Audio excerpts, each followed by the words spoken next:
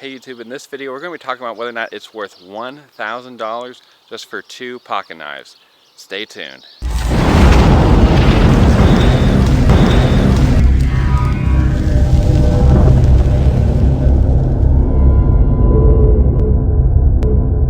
When people ask me why I always have a pocket knife on me, I usually have some sort of smart aleck response like, well, it's easier to open plastic wrapped products with a knife than it is to use my teeth.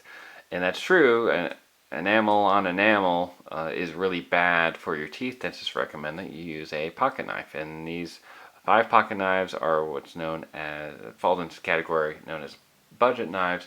So these knives are collectively worth around $100, whereas these knives that I'm going to be spending the majority of this video on collectively are worth $1,000. These are kind of approximates, and really depending on the variants that you get, etc., different sales websites, the prices are going to fluctuate slightly.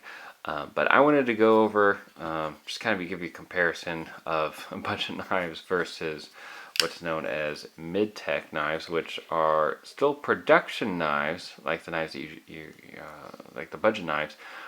However, there's going to be a lot more that goes into building these knives, as well as the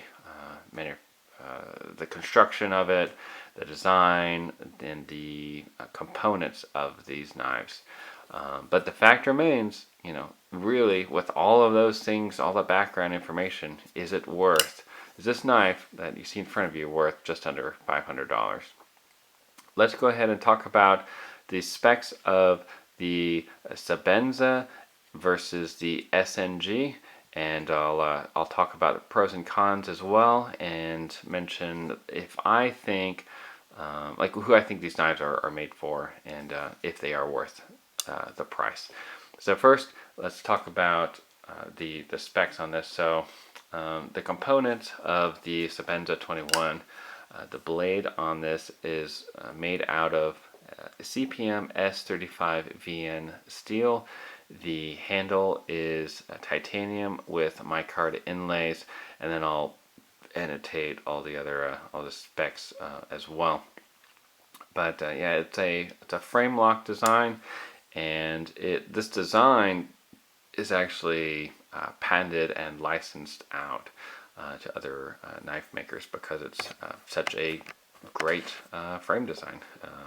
And it's made in America. Both knives are. And another thing that both knives have in common is that these are both made for right-handed carry, but they do have variants. At least this one, I think this one does too, for left-handed. But the ones you're going to see are the right-handed versions.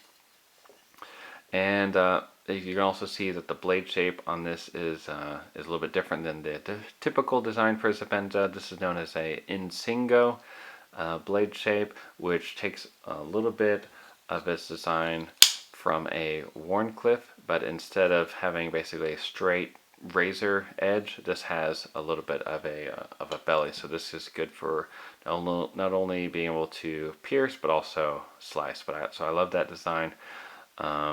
And a little bit also about this is that it has a rounded spine, except for over here where it's got jimping. And this jimping is actually probably the best jimping that I've had in a pocket knife before. Moving down to the handle is very, very ergonomic, and the lockup is super easy to disengage and very smooth closing. And the centering, which is what Sebenza is most known for, is perfect. Such a small amount of space between the handle and the blade, such tight tolerances, is what makes this Sebenza so famous. Is one of the things. The pocket clip is excellent as well. It goes into the pocket with ease, and it stays in the pocket, and it also doesn't cause any hot spots for my hands either. I wear medium-sized gloves. I've had this knife for about a week, both of the knives, and haven't had any issues. And the micarta helps as well with the ergonomics as well as the grip. However, the titanium on this also is good. It's very grippy surface is what I'm trying to say. The lanyard hole, the lanyard I could kind of I could kind of lose. In fact, I probably will. After this video is over, I'll probably take this off. But I just wanted to experience how it came standard anyways.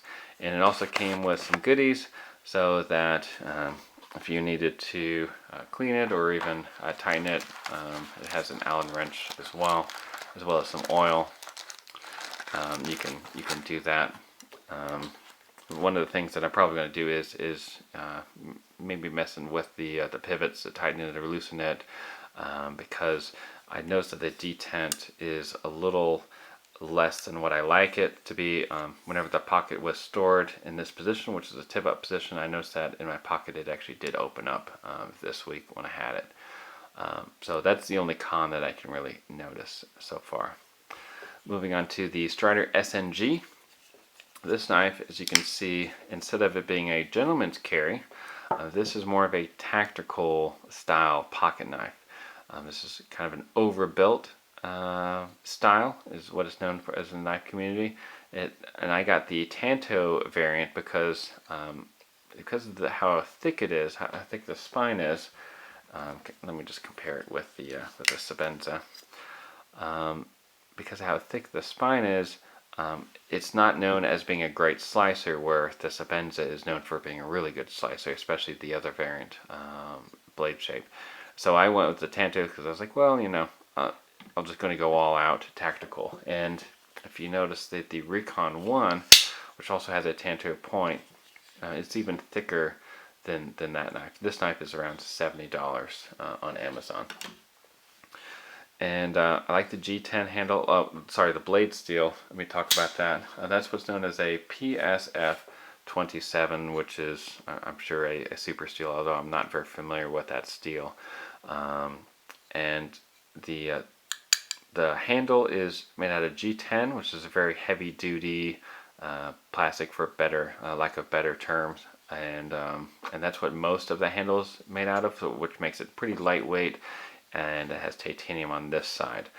Other things I like about it is that design is first off, it's very ergonomic, and this flare out, whether you take choke up or choke down, depending if you have finer cutting tasks or if you need to bear down on it, the very aggressive, almost overly aggressive in some ways.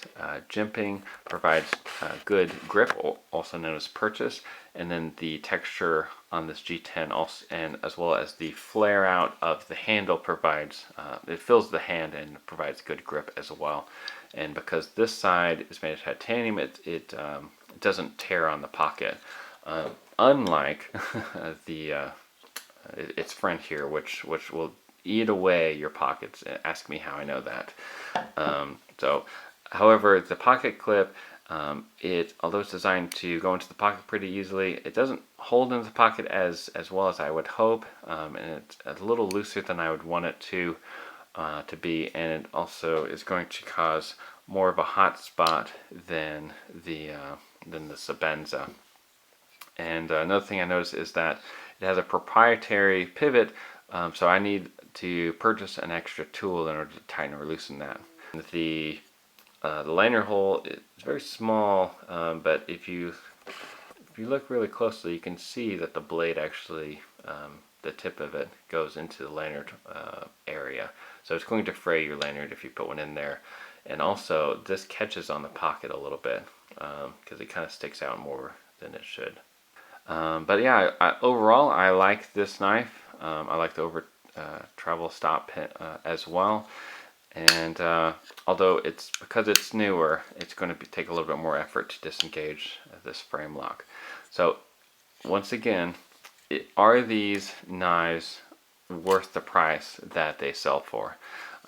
Collectively, are they worth $1,000? So I'd say for most of the knife community, and as well as most people, I would think that you'd probably be better off purchasing one of these other knives that I'm putting on the table right here. And like I said, the prices range: $70, $70, $120. Those are not even close to what one of them costs.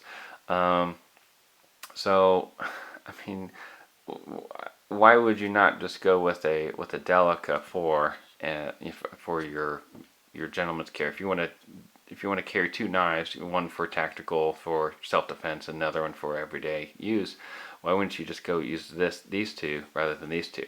Although I'm definitely going to be carrying both of these two where I legally can, but you know, it's just something that I think that should be brought up is that I think that the higher in price that you get, you start straying away from, you know, yes, I can tell a difference between an $18 knife and a $70 knife, but I can't tell as big of a difference between a $120 knife and a $420 knife. So, this is something that I think is worth discussing. Let me know what you think in the comment section down below. I'll flat out say that I don't think that this knife is worth the price that it sells for. And I bought these knives full price with my own money, and I'm saying that I'm still going to get as much use as I can. And, you know, what I spent, and these knives are probably going to be heirlooms, of course, for my kids and such. But you know, I think that they're worth it. You know, it's really up to the, you know, value is the eye of the whole beholder, of course. But I think that you'd be fine purchasing these other knives than these, unless your heart is set on these and you're saving up and you have the funds of doing so. Let me know what your thoughts are in the comment section down below, and of course you can check out where you can purchase all these links in the description box below. Y'all stay safe out there, and remember, it pays to be prepared. God bless.